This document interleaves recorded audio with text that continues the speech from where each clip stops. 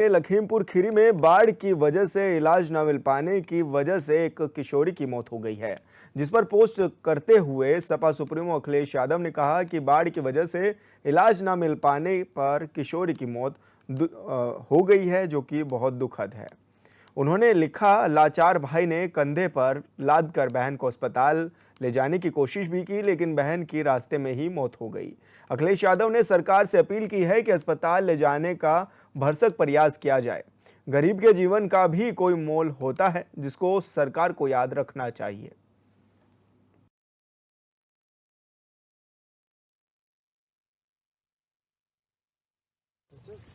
क्यों वो भैया? कुछ नहीं, एक्सपायर हो गए भैया। तो इलाज के अभाव में? इलाज और यातायात के कारण में। यातायात के कारण? अगर रोड खुला होती तो हम लेकर बेहतर लोगों को दिखा सकते थे, बेहतर डॉक्टरों को दिखा सकते थे। कहाँ रहते हैं आप? हम रहने वाले हैं दुधबा रेंज के अंदर रहता है, किशनपुर कांप कटैया से कांप के निवासी है। यहाँ पे चाचा के यहाँ पे रहते हैं, स्टडी करते, यहीं पे रहकर स्टडी करते थे। अच्छा, हाँ, पहले से बीमार थी? हाँ, 8 दिन पहले बीमार हुई थी, तो ऐसा कोई दिक्कत ही नहीं हुई जी। 2 दिन से बहुत दिक्कत मालूम हुई, तो ऑक्सीजन सिलेंडर लगाया रहता था, तो कुछ बेहतर बोला कि ठीक हो जाएगी, ठीक हो जाएगी, ऑक्सीजन रुकती नहीं थी। फिर आज जवाब दे दिया? बस यही बोली, पापा को दिखाओ, बात बोली नहीं दोबारा। इटावा पहुंचे आयुक्त कानपुर मंडल अमित गुप्ता ने डीएम आवास के पास अटल पथ पर अपनी मां के नाम एक पेड़ लगाया। इसके बाद उन्होंने कलेक्टर परिसर का निरीक्षण किया। साथ ही मंडल आयुक्त ने जिले से आए हुए फरियादियों की फरियादें भी सुनी और संबंधित अधिकारियों को जल्द निस्तारण के निर्देश भी दिए। इसके अलावा अमित गुप्ता ने कलेक्ट्रेट के सभी अधिकारियों के साथ समीक्षा बैठक कर राजस्व न्यायालय वार्ड प्रणाली का भी निरीक्षण किया।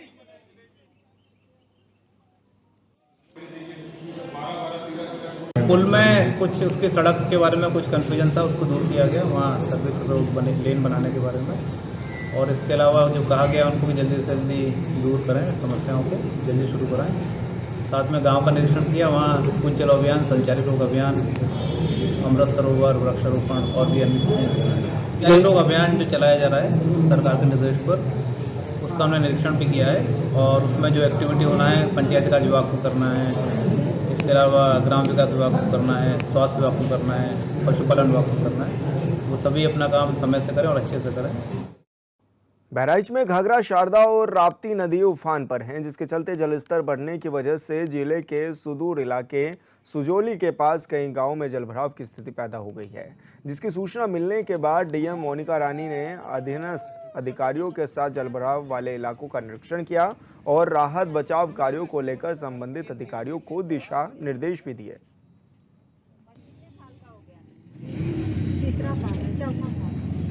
2 दिन पहले वहाँ पे ये सूचना आई थी कि पानी काफ़ी बढ़ गया है, तो इसी के दृष्टिगत कल वास्तव में फील्ड पे क्या चल रहा है इसके दृष्टिगत वहाँ पे निरीक्षण किया गया था और गांव में घूमकर जो है महिलाओं से, बच्चों से उनके विषय में पूछा गया था कि क्या स्थिति है। तो उनके द्वारा अवगत कराया गया कि 2 दिन पहले यहाँ 3-4 फीट पानी था, वर्तमान में वो पानी उतर गया है। इसके अतिरिक्त उन्होंने मांग की कि जो भी चहलवा में जिस तरीके का काम चल रहा है वैसी ही ठोकर हमारे यहाँ पे भी लगवा दी जाए, ताकि जो बार बार हमें परेशानी होती है वो ना रहे। हमने उन्हें आश्वस्त किया है कि जो भी आपके घर हैं आपदा से प्रभावित हैं तो उन्हें हम मुख्यमंत्री आवास योजना के अंतर्गत लाभान्वित भी करेंगे और जो पात्रता की शर्तों में आएंगे तो उन्हें आवासीय। बरेली जिले के नगीरामपुर में लगातार बारिश के चलते सड़कों पर जलभराव होने की वजह से लोगों का घरों से निकलना मुश्किल हो गया है। वहीं गांव के स्कूलों के बच्चों के भी भारी दिक्कतों का सामना करना पड़ रहा है। ग्रामीणों का कहना है कि बारिश की वजह से पानी आने से स्कूल की दीवार क्षतिग्रस्त हो गई है। उन्होंने बताया कि मामले की सूचना एसडीएम को दे दी गई है।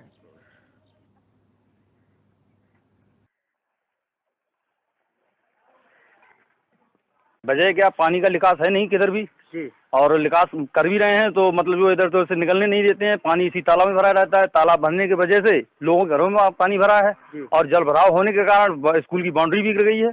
तो इसकी सूचना आपने किसी को दी है, प्रधान को या लेखपाल को? सर इसको मतलब देखता कौन नहीं है, प्रधान देख रहा है इसको, हर इंसान देख रहा है, प्रधान भी देख रहा है, लेखपाल भी देख रहा है, हर आदमी।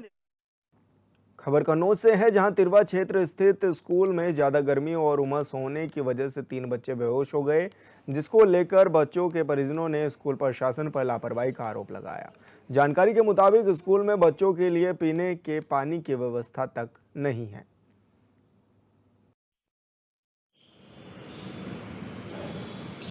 चक्कर है सारे, तो हम पानी पी वहाँ पे मुँह धुलने गए तो वहीं पे गिर गए। कितने लोग थे आप लोग?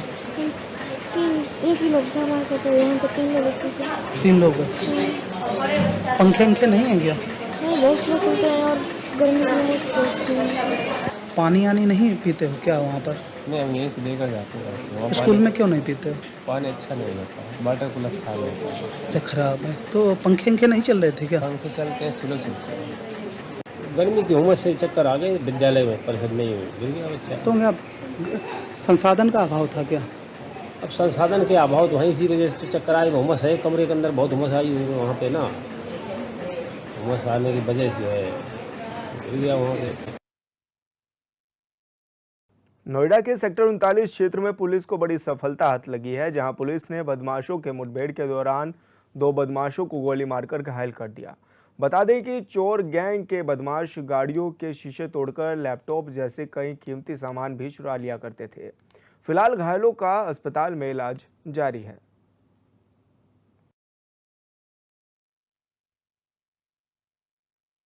चौकी एरिया में यहाँ पर एक मोटरसाइकिल पर 2 संदिग्ध लड़के आते हुए दिखाई दिए थे। इनको रोकने का प्रयास किया गया था। इनके द्वारा पुलिस पार्टी पर फायरिंग की गई। पुलिस पार्टी के द्वारा आत्मरक्षा फायरिंग की गई। इसमें ये दोनों बदमाश घायल हुए। घायल बदमाश से पूछताछ पर ज्ञात हुआ, इसमें एक का नाम दीपक है और दूसरे का नाम इम्तियाज है। दीपक जो कि शातिर अपराधी है ठक ठक गैंग गिरोह का, और इम्तियाज भी। दीपक पे करीब 55 मुकदमे पंजीकृत हैं और जो इम्तियाज है उस पर करीब 32 मुकदमे पंजीकृत हैं। इनके पास से मोटरसाइकिल बरामद हुई, दिल्ली से चोरी की है। 2 तमंचे बरामद हुए जो घटना में विपरीत किए गए हैं। 3 लैपटॉप बरामद हुआ है जो इनके द्वारा अभी हाल ही में चोरी किया गया था। और ये दोनों अपराधी शातिर अपराधी हैं। ये दोनों सेक्टर 39 थाना क्षेत्र से वांछित चल रहे थे। इन पे 25-25 हजार रुपए का इनाम घोषित था। इनको सहारनपुर की नकुड़ थाना पुलिस को बड़ी सफलता हाथ लगी है, जहां पुलिस ने 4 अंतर्राज्यीय चोरों को गिरफ्तार किया है, जिन्होंने खेर के पेड़ों को काटकर उनकी तस्करी करने का काम किया था। पकड़े गए तस्करों के पास से पुलिस ने चोरी की 8 कुंटल खेर की लकड़ी, 1,57,000 रुपये नकदी और वारदात में इस्तेमाल वाहन को पुलिस ने बरामद कर लिया है।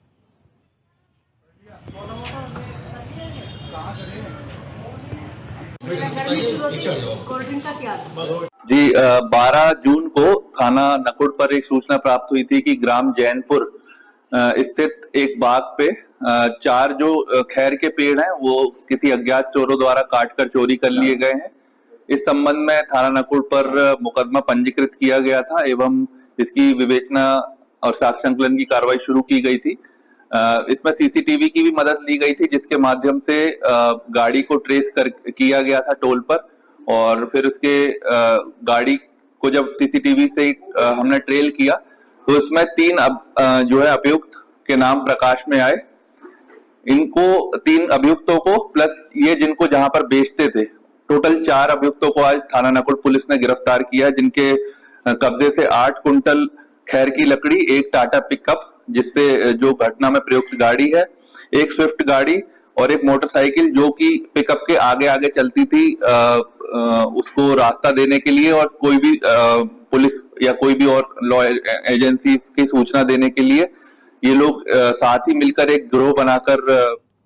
महाराजगंज की भारत नेपाल सीमा पर चेकिंग के दौरान पुलिस और एसएसबी के अधिकारियों ने एक जर्मनी के नागरिक को गिरफ्तार किया है। बताया गया कि जर्मनी का नागरिक रेहान टूरिस्ट वीज़ा पर जनवरी 2023 में भारत आया था और 1 साल का वीज़ा समाप्त होने के बाद भी लगभग 6 महीने से भारत में अवैध रूप से भारत में ही रह रहा था। फिलहाल जर्मनी नागरिक के खिलाफ विदेशी अधिनियम के तहत मुकदमा पंजीकृत कर जेल भेजा गया है। एसएसबी द्वारा एक विदेशी नागरिक को संदिग्ध अवस्था में पूछताछ के लिए हिरासत में लिया गया है। जब उससे जानकारी की गई, उसके कागजात को देखा गया तो ये जानकारी मिली कि वह एक जर्मन नागरिक है और उसका नाम टोबियस मैक्सिमिलियन रेहान है ये भारत में टूरिस्ट वीज़ा पर जनवरी 2023 में आया था। 1 साल की इसकी वैलिड वीज़ा अवधि थी और इसकी वीज़ा अवधि 2024 जनवरी में समाप्त हो रही थी, लेकिन अनधिकृत रूप से ये यहाँ पर मौजूद था और अभी अंतर्राष्ट्रीय सीमा पार करने वक्त एसएसबी द्वारा इसे हिरासत में लिया गया है और थाना सोनोली पर इसके विरुद्ध 14 विदेशी अधिनियम में अभियोग पंजीकृत करते हुए अग्रिम विधिक कार्रवाई। बरेली के प्रेमनगर थाना क्षेत्र में कार सवार दबंगों ने महिला सिपाही के साथ छेड़छाड़ की, जिसकी शिकायत पर पुलिस ने एक दबंग को गिरफ्तार किया, जबकि 3 आरोपी मौके से फरार हो गए। वहीं गिरफ्तारी के दौरान महिला सिपाही घायल हो गई। बताया गया कि शराब के नशे में दबंगों ने वारदात को अंजाम दिया था।